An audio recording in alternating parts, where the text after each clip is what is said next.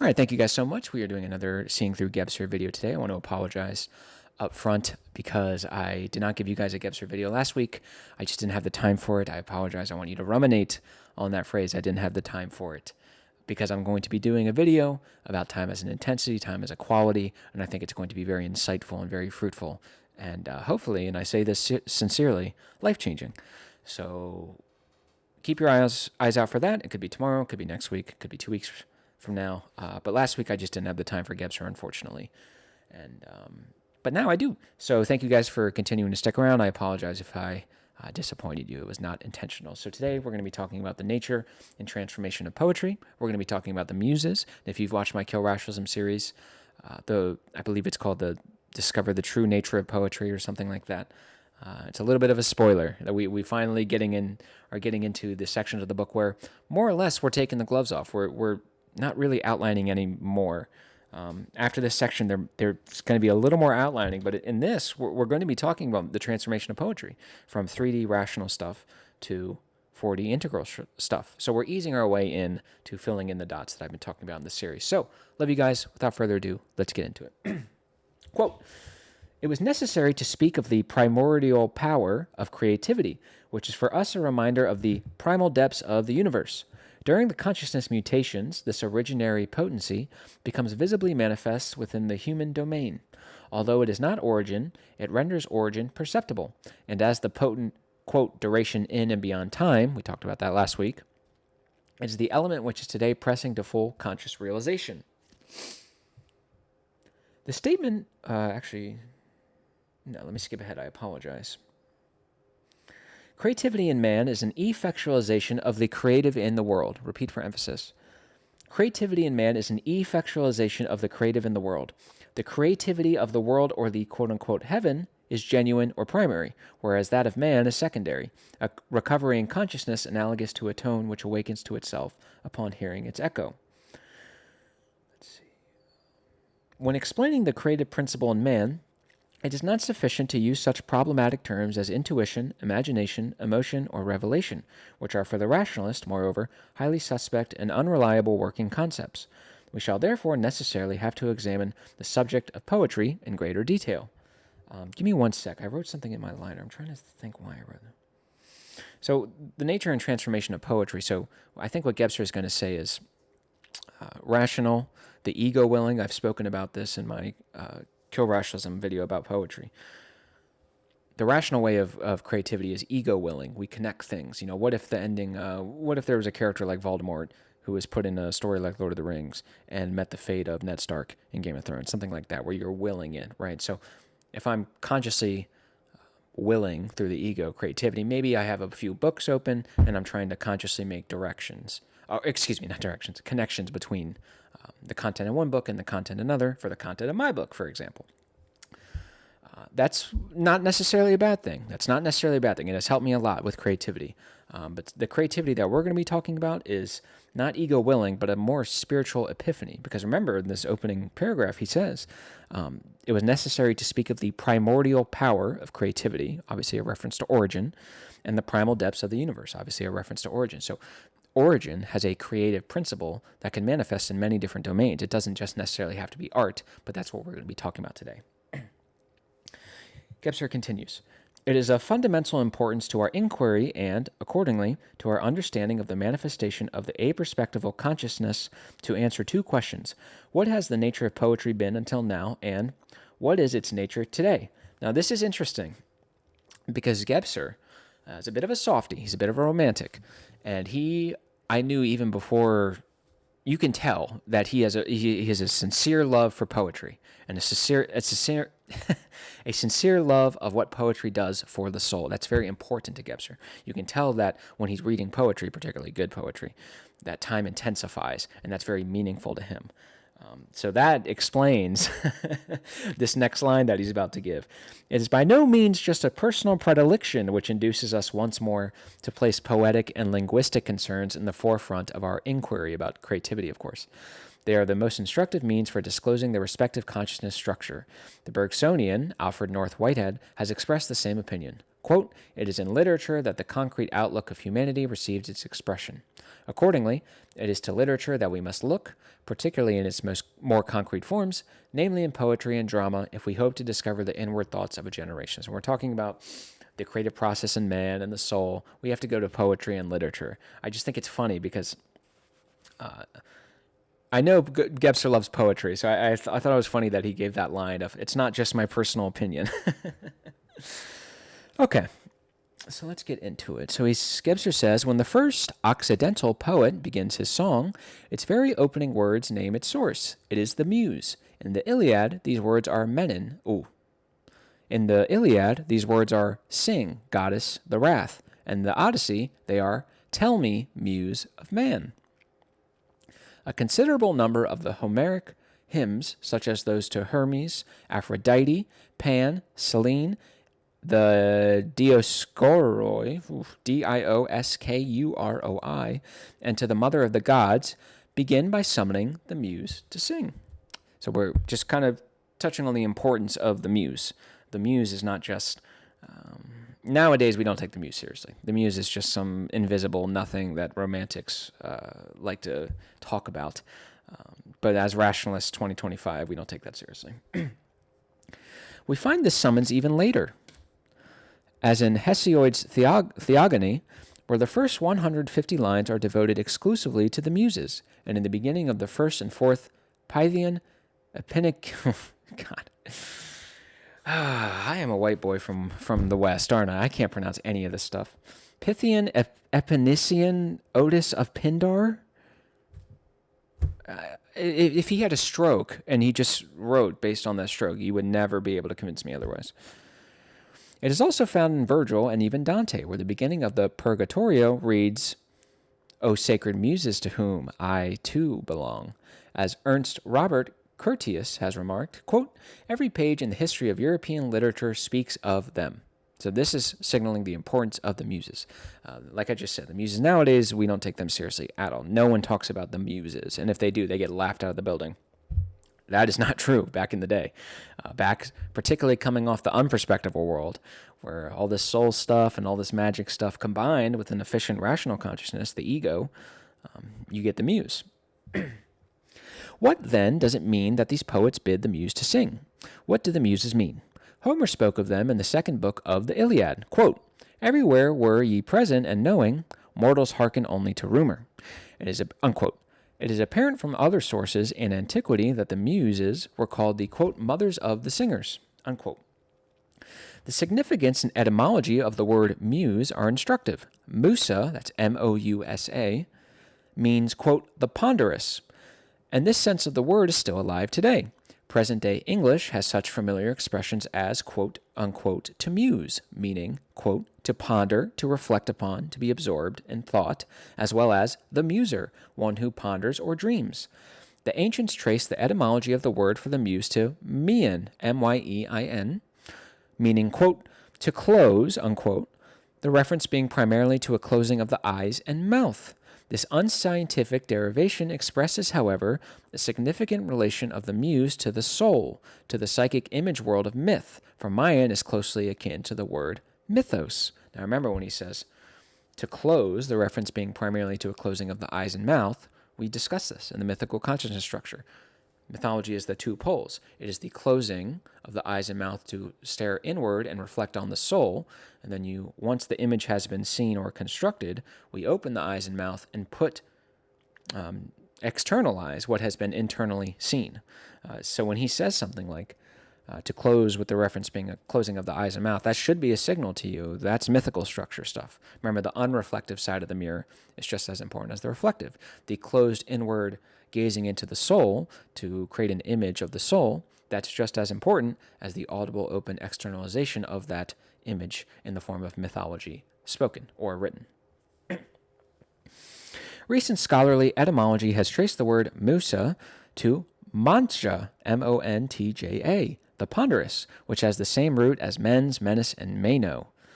This suggests that the term muse has ultimately also a mental mental character, expressing both the pondering element and the wrathful aspect of orienting thought which reflects on and directs the world of mythical imagery. Still united in the word muse are the antithetical elements which have separated in German into the two words Musse and Musen, M-U-S-S-E and M-U-S-S-E-N. Musse is, quote, to have leisure, to be contemplative, unquote. Musen is compulsion, compunction, quote unquote, must, which is also the essence of Mino. This is why this next paragraph is why I even included this. The partly mental, partly mythical aspect of the word muse is reflected in two statements of Plato, and I think Plato's statements are pretty good. At about the age of 20, having burned his own poetic works and become a pupil of Socrates, he composed his youthful dialogue Ion, that's I-O-N, in which he wrote, quote, like the Bacchantes, or Bacchantes, sorry philosophy students, I apologize. Sorry anyone with ears, sorry to anyone who's not Helen Keller for that terrible pronunciation. Like the Bacchantes, who could only draw up milk and honey from the streams in a state of rapture, so is the soul of the poet able to do the same only in the state of enthusiasm and ecstasy, as the poets themselves admit. For a poet is not empowered to create until he has become enthusiastic and beside himself, which is to say when time intensifies and the particular moment is characterized by a qualitative charge, and this quality of the moment distinguishes itself, renders its qualitative stamp. Time has to intensify for great art to happen. For a poet is not empowered to create until he has become enthusiastic and beside himself, and until clear reason no longer dwells in him. As long as he clearly retains his senses, no man is able to create poetry and prophecy. But every poet can render beautifully into poetry what the muse has impelled him to sing or say. The one in the form of mere dithyrambs, another as paeans of praise. The one poet is devoted to one muse, a second poet to another. We say, he was seized by her, but this still amounts to her holding him in her power. But when someone has a song performed by this poet or that, you are immediately awake and your soul rejoices, unquote. And one of his late dialogues, Philebus, P-H-I-L-E-B-O-S, which some consider to be his last work, Plato calls the Socratic dialogues, quote, those orations where the philosopher's muse speaks her prophecies, unquote. So I really like, this is the key point I really liked about this. He says, like the Bacchantes who could only draw up milk and honey from the streams in a state of rapture. So 2 points. One, he's talking about the wellspring. If you've watched my co-rationalism series, you know I've referenced this in that poetry video. The stream of the wellspring, we're going to be making a connection to that very quickly. And then he also talks about time as an intensity. Time has to, artistic or creative inspiration is exactly that, a moment that is qualitatively distinct from the other moments. So let's say I'm just kind of, let's say I'm invoking the muse. So let's say I'm walking down the path, right? I'm walking down the street and I am searching for artistic inspiration. So I call upon the muse. Muse, sing to me, enrich my soul, liven my life. And you say, okay. So I'm walking down the path for 2 minutes and I'm in a state of frustration because the muse isn't singing to me. I'm a little annoyed because I'm missing something. I'm missing that spark, that creativity, that soul enrichment that the muse can provide. Okay?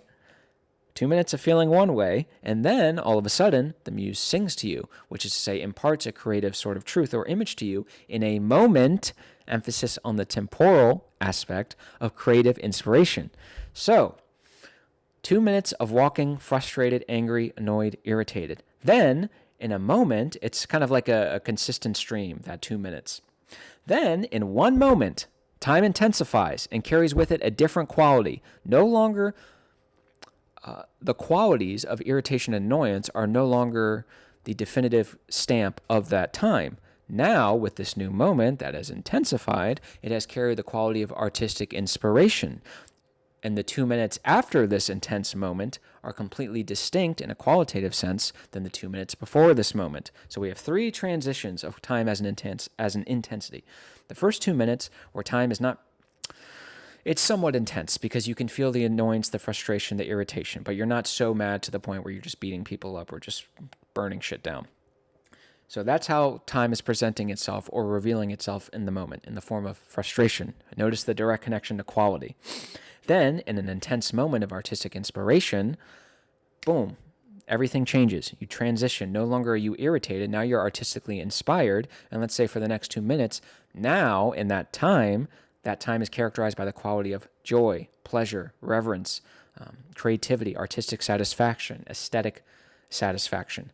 You are seeing the transition. It was 2 minutes, then a moment, which was qualitatively distinct than the time span that came before, and qualitatively distinct than the time span that came after. So the first 2 minutes, let's say I'm kind of, like I said, I'm kind of frustrated, I'm kind of annoyed. Now I'm really intense. That moment of artistic inspiration has pressed itself on my consciousness. I realized, I got it. I've got the image. I've got the symbol. I've got it. And I just start going, do. You can see the intensity start to go, right? And then let's say for the next 2 minutes, instead of me just kind of walking, taking my time, now that I'm fueled by time as a quality, and this quality is positive, and this positivity is particularly intense, now I'm just running around like a madman doing crazy stuff. I was just walking earlier, but now I'm climbing on trees and I'm writing stuff down and I'm doing all this madman stuff. Notice the transition. Each moment carries a quality. These qualities are distinct from each other. Recognize this consciously and you will live a meaningful life. Okay.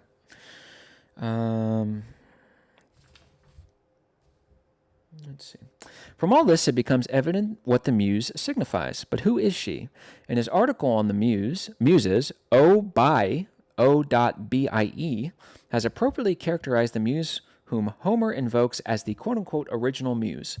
This proto-muse and mother of the muses is Mnemosyne. God, I so much wasted time and money on my education. It's embarrassing. Is Mnemosyne. This is important, though. This is important. So he says the proto-muse is this figure called Mnemosyne. Yes. Inspired by Helen Keller. Mnemosyne. She is the prototypical image that unfolds into 3 muses. So that Mnemosyne lady is the prototypical image of the muses that unfolds into 3 images. So we have to, this is a very important point. We have to know what those 3 images are, and we're about to learn. She's the prototypical image that unfolds into 3 muses. Her daughters Melete, Melete, Menem, Mneme, and Aoide, Adoy. The point is, the 3 muses are contemplation, memory, and song. These 3 components are what constitute the primordial muse. That is what the muse is. And remember when Plato, he just said, one poet is devoted to one muse, a second poet to another. So one poet might be devoted to contemplation, whereas another is devoted to memory, whereas the third is devoted to song. This is what he's referencing. So these are very, very, very important. If you need to write them down or whatever, figure it out, because that's very important. Contemplation, memory, and song. All of whom wear golden headbands, an obvious accentuation of the thinking forehead and head. Only later did the number of muses increase to 9. What is the meaning of the name held by the proto-muse? What is the meaning of both Mania and Mnemosyne? This is great because Gebser does the etymological stuff. It's amazing.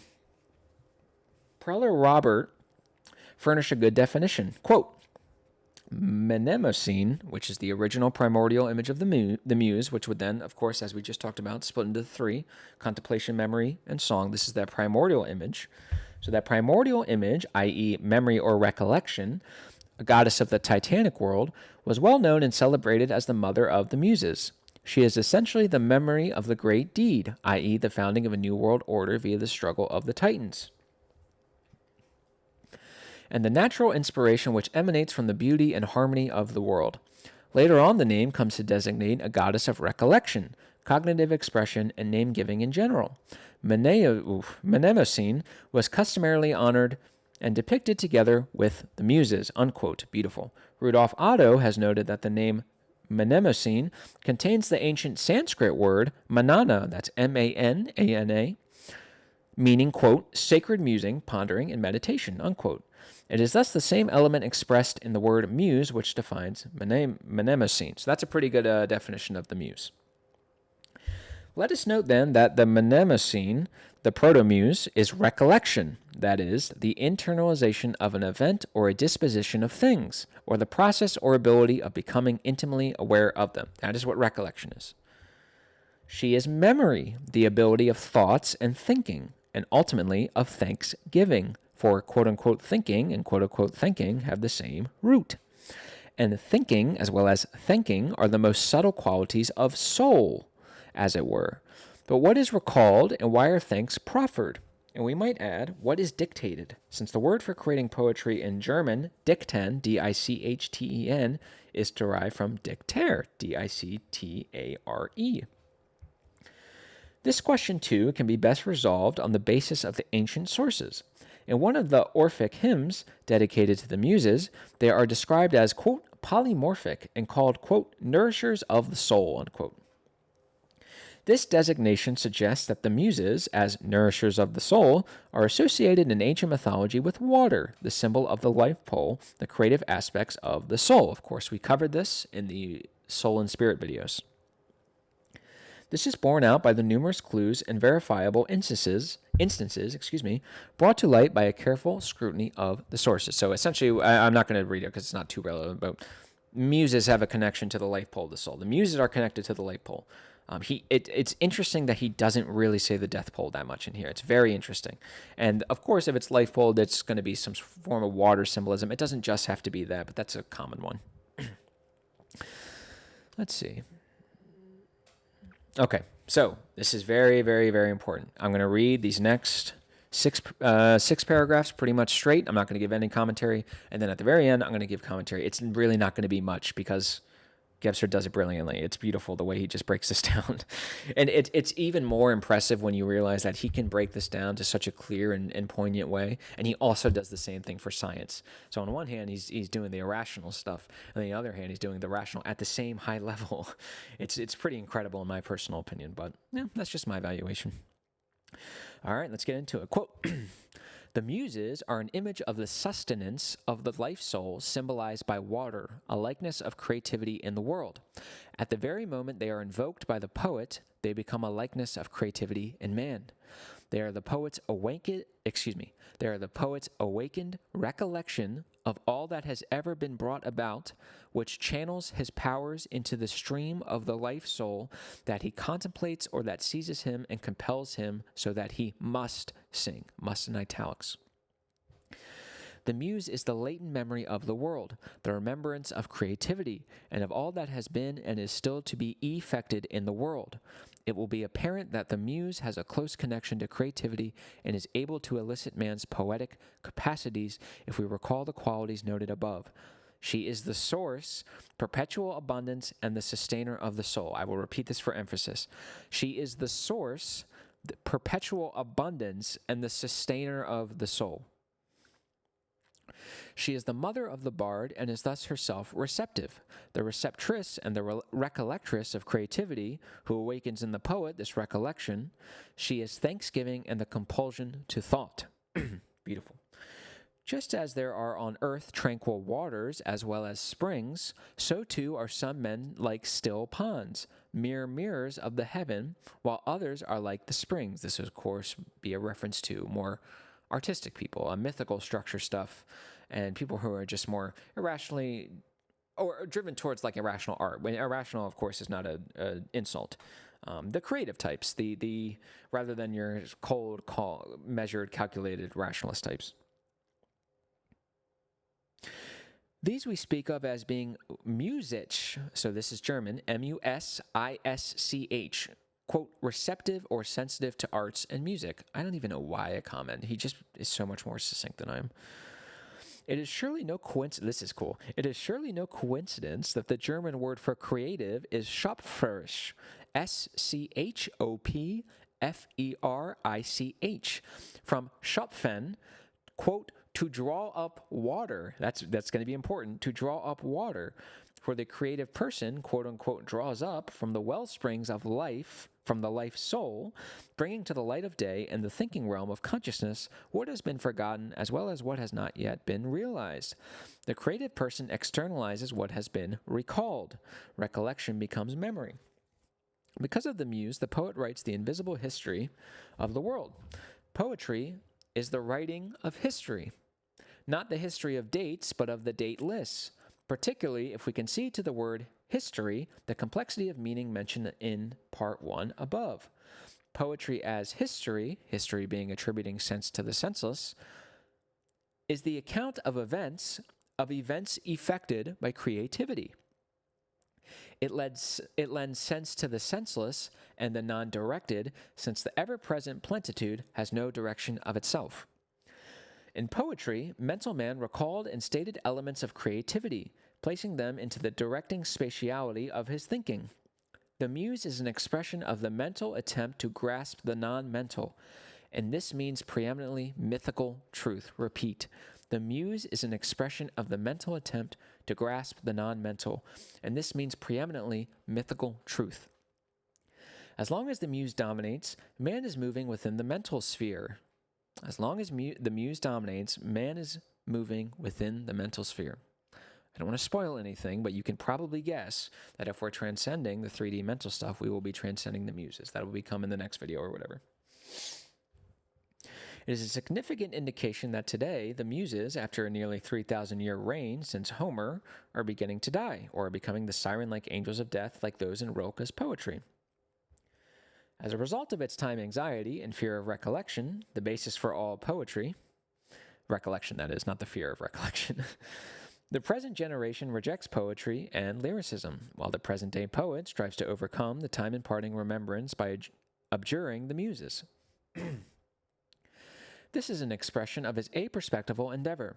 His concern is not primarily with the merely ponderable or mental, nor with the conceptualizing, the non-mental or mythical, but rather with the perceiving and imparting, quote-unquote, in truth, of the, quote, perpetual plenitude, unquote, the whole or integrity which is permeated by the spiritual energy of origin that is only obscured by the image world of the psyche and restricted by thinking. I really like the way he phrased that. He says, of the whole or integrity which is permeated by spiritual energy of origin. That is what origin does. It permeates the whole with spiritual energy. Every blade of grass, every nail that you clip, every phone, everything inside you is permeated by spiritual energy. Do not listen to the rationalist bullshit of meaning. And there's no spirit, there's no meaning in the world. They're bullshitters. Okay. What the hell does all that mean? So there's some good stuff here. So a muse, in my opinion, ultimately is a symbol that signifies the process of creativity in man. The muse is the invisible facilitator of the process of creativity in man. How does this happen? So what the muse does is it takes almost, think of it invisibly, right? But like a pickaxe, and it opens up the consciousness of the poet. And after that happens, it dives down into the life pole of the soul, the sustenance of the life pole of the soul, and surges forward, brings the life pole of the soul, all that sustenance, up into the consciousness of man. Remember when he mentioned the spring water and the springs? That's what happens. So you reach down in the soul using the faculties, of recollection, memory, and song, and you surge up the water, the life soul, the sustenance of the life soul, into the consciousness of man. Now, once man consciously receives this impartation of creative truth, now, all of a sudden, the tree that he was looking at is no longer a tree. It is a symbol. He is now able to somewhat mentally direct, as Gebser says, the non-mental, irrational, quantifiably immeasurable contents of the life pole of the soul. And now he can direct these things. So this is why he's saying it's attributing of sense to the senseless. Sense to the senseless of what? Of the soul. That is what poetry is. If you want to know what the soul is, the sustenance of the life pole of the soul, you must turn to poetry. You will never find it in math, science, or logic. It's bullshit. You will never, ever, I don't know why I'm swearing so much in this video. You will never find it. So that's what the muse is. The invisible facilitator of this mental process, the one who opens the consciousness of man, using the faculties of recollection, memory, and song, kind of plunges down into the sustenance of life pole of the soul and surges it up forward. And then once that gets into the consciousness, everything in the world is effected by creativity. And it's a beautiful thing. It's a history of the soul. It is attributing sense to the senseless of the soul. The soul is senseless. It is irrational. It evades logical, rational thought. So do we just toss it out entirely? No. We turn to poetry and literature, which is a better transmitter of expression of the life pull of the soul. It's not that it doesn't exist or we can't understand it at all. It's just we can't have a mental understanding. But we can have a different understanding, and that's what integral consciousness is all about. So if you're interested in hearing me kind of flesh this out a little more, I think I explained it pretty well there. But maybe watch my Kill Rationalism video about poetry. Now, I was going to stop it there. But I want to read ahead because there is a hilarious part in this book. I even wrote LOL in my side notes, so we're going to continue because this is funny. Assertions we should examine. Okay, so he says, before we consider the evidence in behalf of these assertions, we should first examine the change which is evident in recent poetry because of the, quote, demise of the Muses, unquote, mentioned above. From Homer to Dante, poetry remained qualitatively unchanged. The image world formed by the poet's quote-unquote must, and the events and occurrences shaped by his thinking into a continuous record, were a formative force on listener and reader. As Plato observed, they quote-unquote awaken and their soul rejoices. Because the ineffable, which as such oppresses thought, which is the soul is ineffable, which oppresses thought, because the ineffable, which as such oppresses thought, is stated in poetry, and its pervasive effect proceeds from the universal validity and authenticity that represents in imagery basic or primordial situations or even events. So, man, again, in like 3 sentences, he just sums up the brilliance of poetry. I don't want to get too lost in the time as an intensity thing, but you're going to be in a particular circumstance, right? After a breakup, after your mom dies, that are going to be qualitatively intense. They are far more intense than the moments, emphasis on the temporal aspect, of you sitting on the couch, twiddling your thumbs, playing video games, and just waiting for the clock to pass. Okay, there's a qualitative distinction there. And the beauty of poetry is that it states the ineffable. It just doesn't do it in this rational, logical way because it's just not possible. And it does it in an even better way that's artistically satisfying. And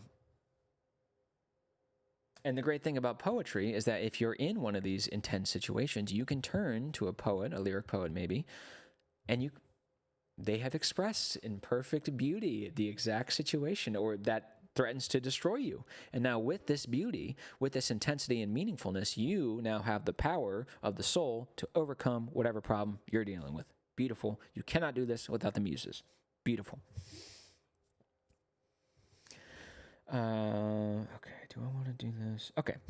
Although to a lesser degree than in the mysteries of old, poetry itself has its own character of mystery, and it too can provide an initiation experience via catharsis, even if only transiently and weakly.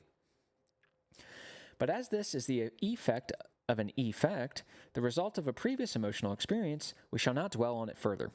The significance, and the reason we have mentioned it at all, lies in the fact that it may well have been in part responsible for eliciting an essential awakening of consciousness in the soul of Western man.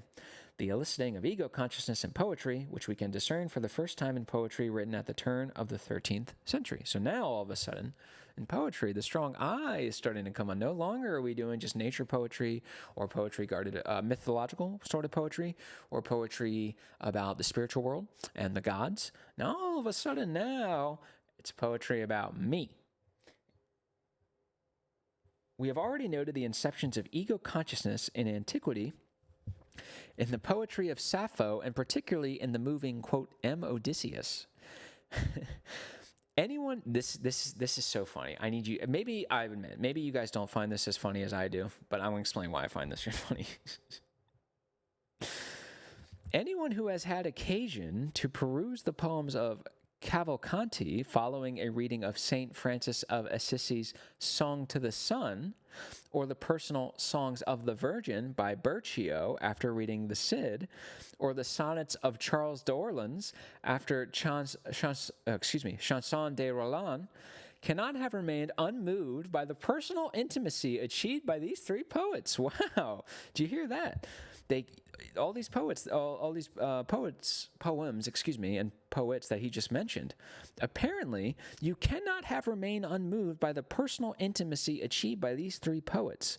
In a world still dominated by collective feeling and still embedded in the gold ground of the Sienese masters, these poets have ventured to sing of their personal sorrows and joys, and to use a word which has become more than self-evident to us, Why do I find this funny? This one phrase, this one statement. If you've read these poems, according to Gebser, you cannot have remained unmoved by the personal intimacy achieved by these three poets. This is where the Gebser snob comes in. On one hand, Mr. Anti-Rationalist, Mr. saying, no, I'm not going to be objective in art and I'm going to be subjective. You can go cry about it. I don't care. There's a beauty in subjectivity. There's a beauty in this irrationality, and that's on its own terms. One of the best expositors of integral consciousness, of the benefits of poetry, as we just laid out, and art, and all this stuff, and being anti-rationalist, he cannot help. His biases and his ego cannot help. When it comes to his particular favorite poems and poets, all of a sudden, no, if you cannot have read this and remain unmoved. This is where the snob comes in. This is where that persistent criticism of Gebser and the snob comes in. Apparently, if you don't like these poets, you are just a moron. I mean, you have no soul. I don't know. Maybe you guys don't think that's as funny as I do, but I thought it was funny. One of the best anti-rationalists probably ever, who's all about, hey, let's open up the world of subjectivity. No, not when it comes to your favorite poems. All of a sudden, art is subjective. It's amazing how that aligns up with Gebser's subjective opinions. So I just thought we would read that at the end. I thought that was funny. I think, now Gebser is a snob, but I don't think he's a snob to the point where he doesn't have a sense of humor. He does, I don't want to say crack jokes, but he does make a little jabs here about rationalists. There's some humor there. You can tell that if you were with him, it wouldn't be like this terrible experience. But I imagine there would be a point or a moment where you'd think, he's a little snobbish. He's a little snobbish, and I think that's evident there. I love you guys so much. Again, I really apologize about not getting you guys a video last week. Times and intensity and things happen. Of course, I'm a new father, so in some sense, sometimes I don't have enough time as an intensity. I also don't have enough time just as a measurable extensity in the rationalist form.